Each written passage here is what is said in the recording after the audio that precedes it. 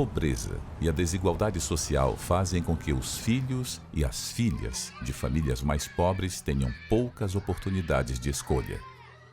E Aretusa dos Santos nasceu em um lar exatamente assim, pobre e sem esperança, sentindo na pele a triste experiência de pedir comida para sobreviver. A gente não tinha o que comer, faltava tudo em casa, faltava tudo. Até a água, às vezes quando cortava a água, a gente pegava água no vizinho. Pedia nas portas, eu pedia muita comida, batia de porta em porta. Aí uma irmã minha, uma outra irmã minha, nós arrumamos uma casa que a mulher falou assim, ó, passa toda sexta-feira aqui que eu te arrumo comida. Aí toda sexta-feira, minha irmã, a parte da tarde, nós íamos lá bater na casa daquela senhora e ela ajudava.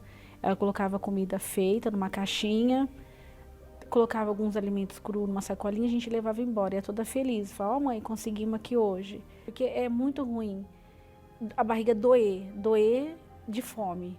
Então eu pensava, eu vou arrumar o dinheiro para poder comprar comida. Eu pensava assim, e se eu for lá na sexta-feira e aquela senhora não dá comida? Que teve dia que ela falou, não tenho.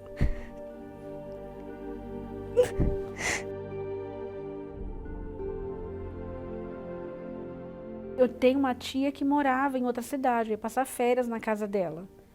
Ela me chamava, pagava passagem, me levava a passar as férias. Aí essa minha tia já era frequentadora da igreja. E ali naquela reunião, eu pensei, existe um lugar assim tão bom?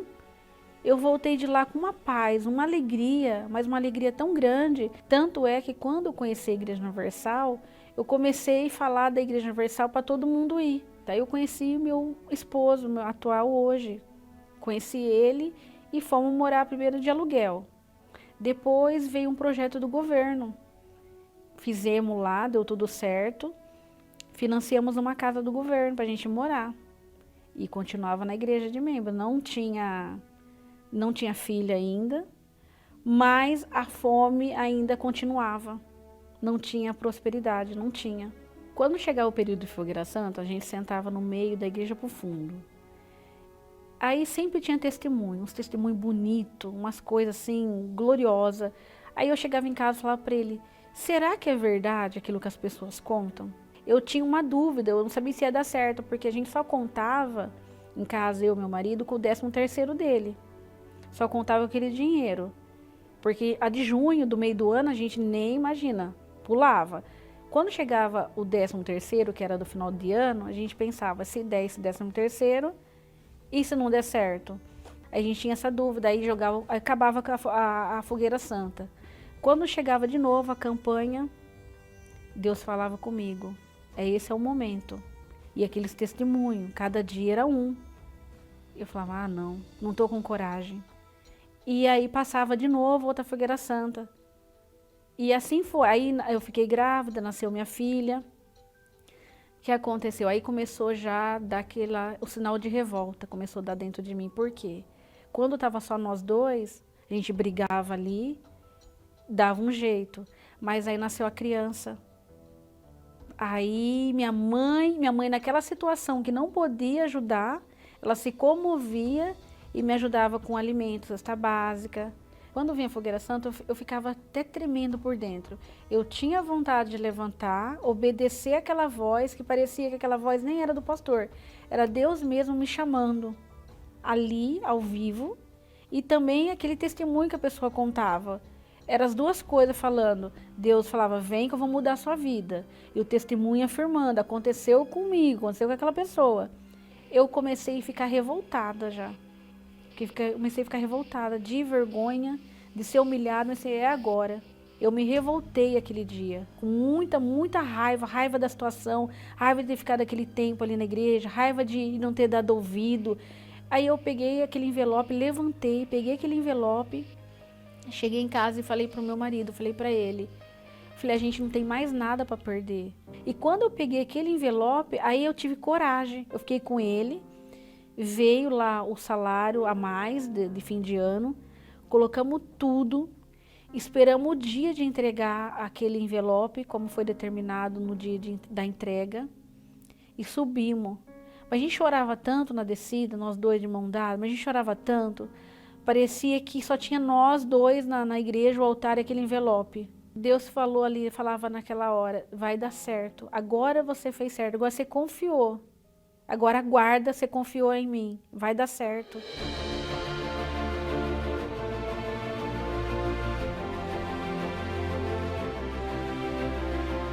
Eu tive uma ideia, através desse dia, desse envelope, até isso Deus mostrou pra gente. Eu tive essa ideia, essa coragem de vender a minha casa, vender o meu teto. E eu vendi, coloquei à venda. Coisa de menos de 30 dias, um corretor imobiliário me ligou. Aretusa, tem um comprador, eu vendi sua casa. Aí fizemos a quitação do banco e sobrou quase praticamente nada. Com aquele nada a gente não conseguia nem manter aluguel, acho que de 1 ano ou 2 pagando. Falei, e agora? E fui num lugar que jamais era para mim, assim, pro meu padrão de vida. Eu fui naquele, era num lançamento. Fui lá com o corretor e falou pra gente, aqui não é pra vocês. Não é, que vocês não têm condição, não é pra vocês. Falou desse jeito, não é pra vocês. Se vocês quiserem, eu arrumo uma coisinha bacana pra vocês, eu arrumo um negócio bom pra vocês. Mas aqui não é. Só que aquela coragem, daquela revolta que eu tive lá na igreja, de pegar aquele envelope, continuava dentro de mim. Eu voltei sozinha, não fui com o corretor, eu peguei e fui sozinha. Fui lá na guarita da portaria e conversei com o porteiro. Ele falou, ó, me deixaram um telefone aqui de um proprietário. Liga para ele colocou à venda, liga lá. Eu cheguei em casa, liguei pro proprietário do lote e falei para ele. Ele falou, vamos lá conhecer. Aí eu peguei e falei para ele, eu pensei, tem que contar a verdade para ele. Eu falei, mas eu não tenho dinheiro agora. Ele falou, não, o problema não é o dinheiro. Constrói aí, eu só não posso ajudar com a construção, mas constrói. Quando você puder, você me liga, você tem meu telefone, me paga. Vamos num cartório, fazer lá um acordo em cartório, vamos assinar isso, deixar registrado o valor que eu estou te vendendo, não vai ter juros sobre isso. Quando você tiver, eu acredito em você, você vai e me paga, me liga. Foi um milagre. Ele apareceu, liguei para ele, deu tudo certo, ele vendeu o terreno pra gente.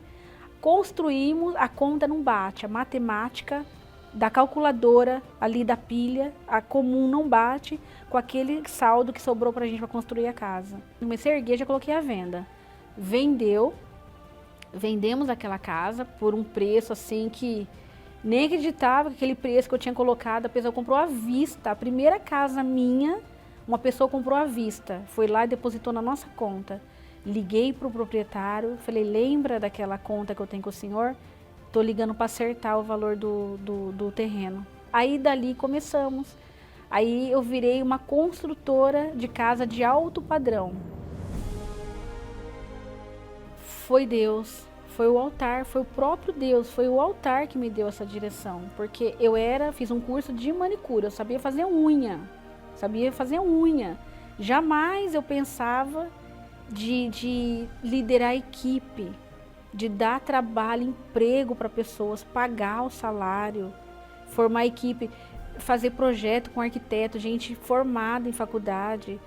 Hoje em dia, quem procura a gente, através dos corretores ou particularmente que procura, são os médicos, os engenheiros, os grandes empresários, porque são casas muito luxuosas, então é valor de alto padrão. A minha vida foi uma revolução muito grande. O tempo que eu fiquei ali sentada na igreja, se eu tivesse confiado antes, a minha vida tinha mudado lá atrás. Eu não tinha ficado tanto tempo parada ali, escutando, com dúvida, indo embora, e de ano em ano. Hoje eu moro bem, não falta nada pra gente, nada, porque eu não tenho problema em dar. Porque eu cheguei sem nada na igreja, nada. E esse Deus do altar que me proporcionou tudo isso, e que tem nos dado tanta prosperidade, eu não tenho problema. Que me pede, eu dou. A fogueira santa funcionou. Se eu não tivesse tido a coragem, aquela revolta para fazer aquela primeira fogueira santa, que foi o 13º do meu marido, o nosso tudo, o meu salário da unha, não tinha funcionado, não tinha provado dessa prosperidade, dessa bênção toda. Eu não sabia, porque hoje eu entendo, se você não sacrificar, não tirar o chão dos pés, não tiver a coragem de acreditar em Deus, a vida fica limitada, que eu era limitada. O meu maior tesouro é o Espírito Santo, que sem ele eu não estava aqui contando essa história, eu não teria tido essa força, essa coragem. Ele é que me guia, me dá direção, é que me dá paz, me dá alegria. Pode estar o problema, que a gente tem as lutas, eu posso ter o problema, mas Deus sempre me dá segurança. Eu sou contigo, é o próprio Deus, o Espírito Santo dentro de mim.